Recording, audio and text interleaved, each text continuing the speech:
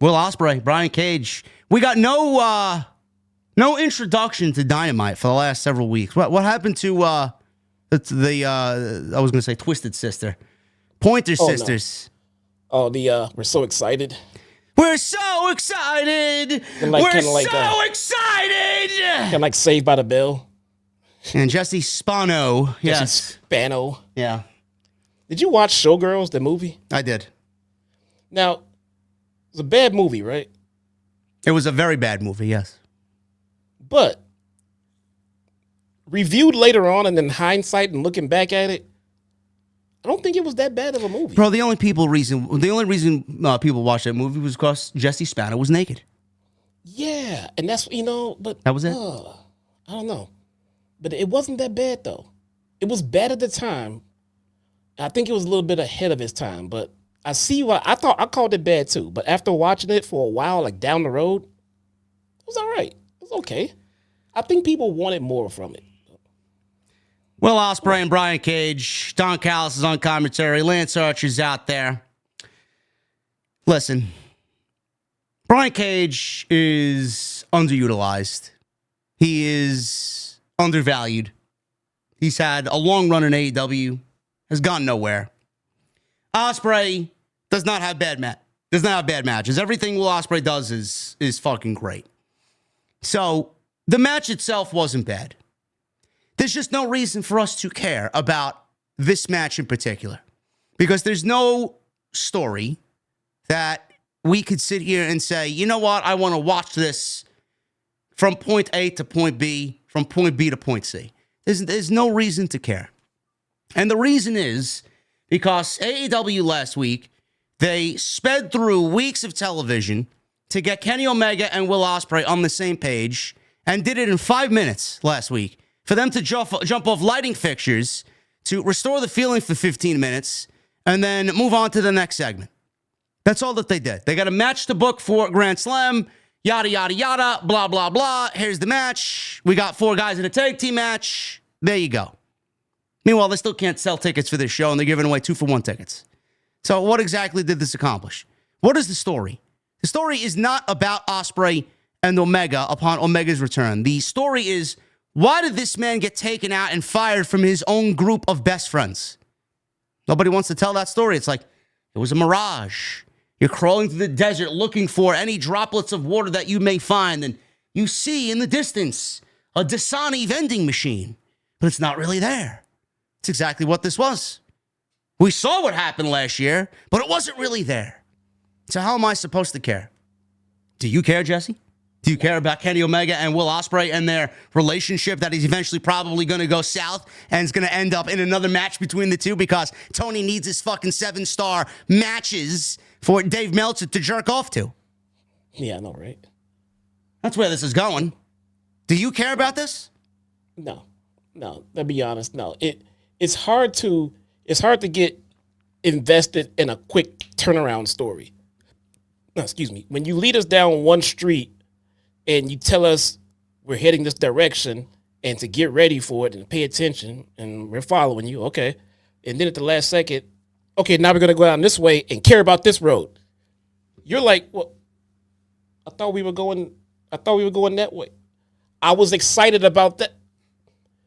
It's hard to just get invested when they start shifting directions with their storylines. Unnecessary, unexplained heel turns. I mean, just dropped storylines and then just you get invested when you're reading a book. You don't want the narrative and the story to change just because you turn the page. It starts making you go back to like, wait, this is what was happening a few seconds ago. It makes no sense. You're like reading a mini series. You know, it's like TikTok for fucking wrestling booking. I mean, it's like one thing, next thing. That's not compelling storytelling. It's uninteresting. The crowds are unanimous with their silence, with their lack of ticket sales, and the ratings. I mean, everyone is telling you what they think of this. So you can get mad at the content creators all you want, but at least we're still watching. The rest of the people you pissed off stop buying tickets and they stop coming. It's a problem. We're not the problem. No, we're not the problem. Somebody in the chat said, I think it was on Twitch. I forgot who it was. Dynamite was in my. Oh yeah, this is Dafro in the chat. Dynamite was in my hometown, and I didn't want to go to it. Laughing my ass off. I don't blame you. No, that happens here in Chicago all the time. I don't blame you. Look at the Chicago audience. It's the second home for AEW, and they have less and less people attending their shows. Where once upon a time they couldn't give away the tickets fast enough. It used to be a legitimate big event around here when AEW came to town. You know, I had friends call me up. Hey, you want to go? I got this buddy. He wants to go. Want a big. I mean, it was always a big deal. Pro Wrestling Tees used to have a line on the outside of the place to get a damn T-shirt when AEW was coming to town. We don't care anymore, man. I mean, I don't know. I don't understand what signs are these people in creative and AEW? What are they looking for to gauge their audiences? You can go to social media. They're unhappy. Nobody's coming to the shows. Ticket sales, Pro Wrestling Tees, commentators, fucking podcasters, fans. I mean, what? There is not one single metric that they could gauge to tell them, hey, we're doing a good job. Nothing. Absolutely nothing. Overall interest is down, but yet we get the talent like fucking Dax and fucking everybody else and Tony Khan. They all complain about us because we're negative. Oh, you're being negative. Motherfucker, I'm being honest and truthful. Your creative writing is what's negative. It's fucking bad. It's fucking bad. Awful. This match didn't mean a single fucking thing to anything. So we'll pick it up at the end here. I'm not even going to go over it. Just a very, very, by the way, Ospreay, this is the second week in Raw. Ospreay's opened the show. They got no intro.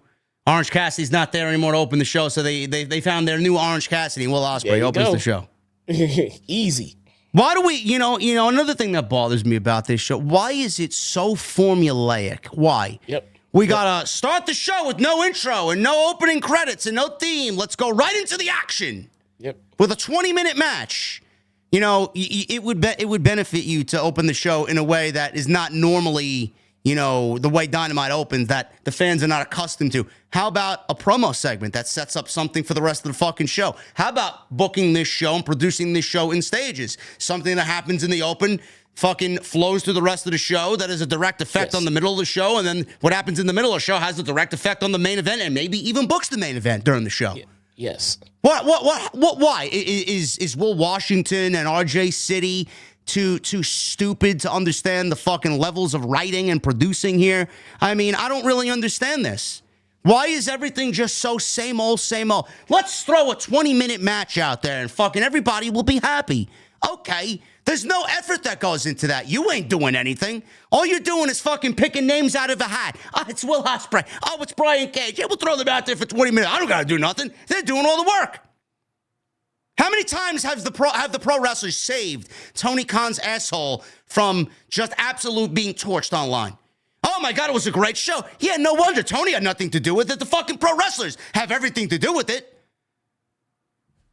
They would be beneficial to change the show and alter the show to feel different than what we're accustomed to seeing. I know I'm not the only one that feels that way. No. I know you feel that way too, right? No, I do, man. It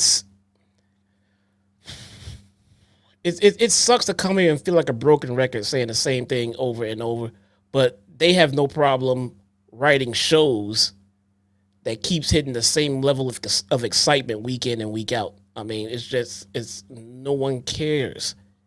I would feel so bad. I would feel so much like a failure if every week I got to go out there and hear my fan base talk about how poor the storytelling is. Put it like this. How do you think TK would feel if every week every podcaster and everybody came out and said that the wrestlers suck? The wrestlers don't know how to wrestle.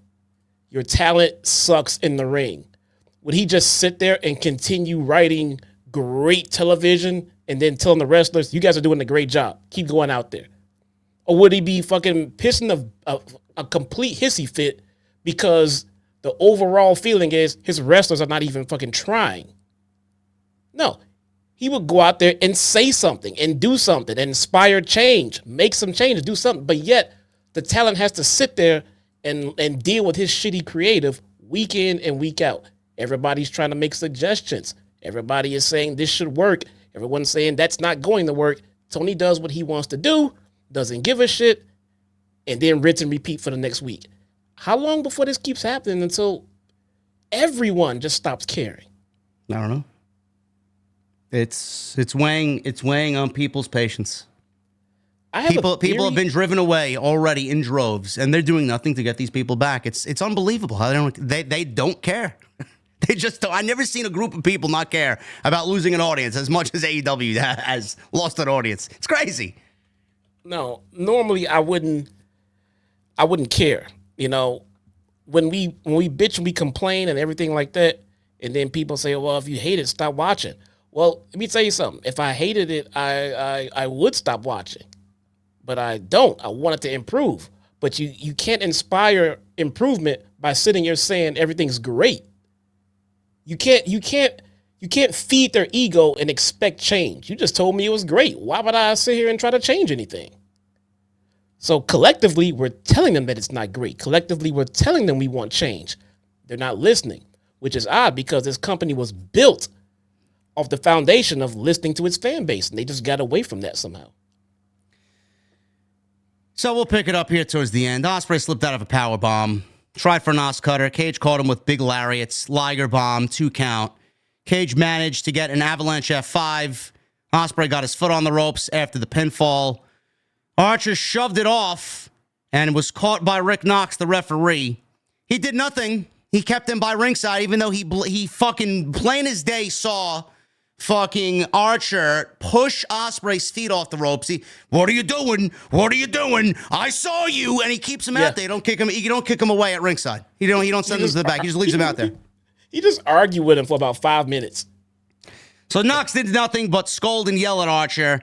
This delay allowed Ospreay to counter a powerbomb into a Hurricanrana that collided Cage very sloppily into Archer. Ospreay somehow managed a Styles Clash and got the victory. Post-match, Archer attacked immediately with Cage joining in. Kenny Omega's music hit. He ran out with a chair. He threw it at the murder machines. Ospreay and Omega's attention then turned to Cage and Archer, allowing Konosuke Takeshita and Kyle Fletcher to hit the ring, making it a 4-on-2. Takeshita hit a bastard driver on Omega, while Fletcher delivered a tombstone on Ospreay as the Callis family joined in the attack, leaving Omega clutching his ribs, and Ospreay covered him from taking any more punishment. This was the post-match attack that never ended. So after the double tombstone and bastard driver, we got the Callis music hitting, then it went off, and then they continued to attack, and Omega tried to come back, and Takeshita put the boots to Omega again, then Takeshita's music play. I mean, this was just sloppy as shit, all over the place, never ending. It just went on too long. I cannot be bothered to care. Listen, the 4 of these guys are going to put on a banger tag team match, and that's all it is. You're gonna lose your mind for about 20 minutes. It's gonna be a great match in Australia. Nobody's gonna fucking even realize it's going on because it's happening in the wee hours of the morning, and that's it. We'll go about our everyday lives the following day. What do you want me to say? There is no story. There's nothing here. What is the story? What is it? Does anybody know? No. Oh, Don Callis took a screwdriver to Kenny Omega. What, 2 years ago? Has nothing to do with his diverticulitis. Nah. Nothing to do with him being kicked out of the Elite. But please, we're asking you to care about our storyline. We're trying. You ain't trying hard enough, motherfucker. Yeah. That's an important line right there. I've said that quite a few times on my channel, but ultimately what management and AEW creative is doing every time they hit that go light, every time they go live, every time they put a show on television, every time they have a match or a segment, they're constantly asking us to invest some form or level of interest into what they're giving us on television. They have to sit back and ask themselves, is this worth someone sitting down and investing their time into?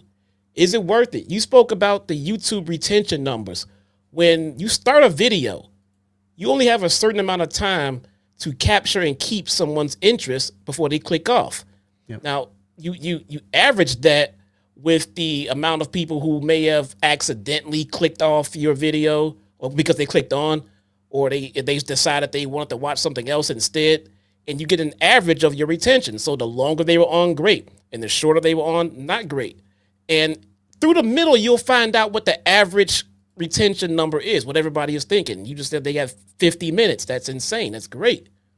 But if you're losing your customers' interest in a matter of seconds, minutes into the show, that would entirely explain why your numbers and metrics are down across the board. So what's being done to correct it? Nothing. This is a very good point and a good discussion, because when Big Bang Theory ends and they go right into, well, you know what day it is, it's Wednesday, or whatever the fuck Excalibur says, or you know what time it is, or, yeah, well, whatever, man. And then you get into the show and you get Will Ospreay and Brian Cage. There's no reaffirmation of what the story is. We don't get any highlights. We don't get any video package. We don't get any reason to continue watching the show. So the people who come over from the lead-in of Big Bang Theory, they see these two unknowns having a fucking wrestling match that nobody knows why is happening. Nobody knows the story. It goes 20 minutes. We get a post-match attack. It does nothing to offer interest for the following week. No wonder there's a fucking drop-off. So we go from an 850,000 lead-in to 550,000, and then AEW loses 300,000 viewers from the lead-in into the next quarter hour. Yeah. But, like, what are we doing? What are you doing to start the show to maintain people's interest from the start of the show? This is why I mentioned, stop booking the show in the way that these people are accustomed to. Start booking it differently and throw them a curveball every now and then. Start the show off with something that is hot, that leads throughout the show, that has a cliffhanger in the main event. What the fuck are we doing, man? Yes. If you have live television, your show shouldn't be so fucking predictable. You can sit here and call out the stuff that's likely going to happen on this show, and it's live television. That makes no sense. That means you have no spontaneity. You have nothing. You know, Vince Russo's not my favorite. Never has been, but I love this work in WWF because just some of the wacky shit that managed to get through the filter of Vince, when that stuff came out, it was enough to captivate you on television. Big Bang Theory, use that for an example. That goes off, and the cold open to this wrestling show is this lady getting put on a makeshift crucifix and being raised into the sky, and a big fucking demonic fucking evil fucking Undertaker looking fucking guys in the ring rolling his eyes, and some guys trying to come say, bro, you don't have to like pro wrestling, but for right now, you want to know why this dude kidnapped this woman and why nobody else is trying to save her. You're trying to find out what's going on. You better stick around just to find out why that happened. That's compelling storytelling. That's enough to keep you on the channel. Give me a little bit more to stay and we'll work. But for right now, I got you here. We don't have that. Dynamite comes on, ring the bell. Here's a match. Nah, I don't like wrestling. Change the channel. I would give Vince Russo the pen for a month, and I guarantee you he'd change this show around in a month. Guarantee it. No, it can't get worse. It can't get any worse. It can't get worse. No matter what you think of Vince Russo, I guarantee you he would create some sense of logic and understanding there. Because these people are fucking clueless. Absolutely. If I could fucking understand what to do, and I'm not even in the business of creative writing, I just watch and analyze. If I know what to do, if Jesse knows what to do, and these people don't know what to do, Vince Russo can certainly come in there and fucking clean house and give us a month of good television. Something, man. Something.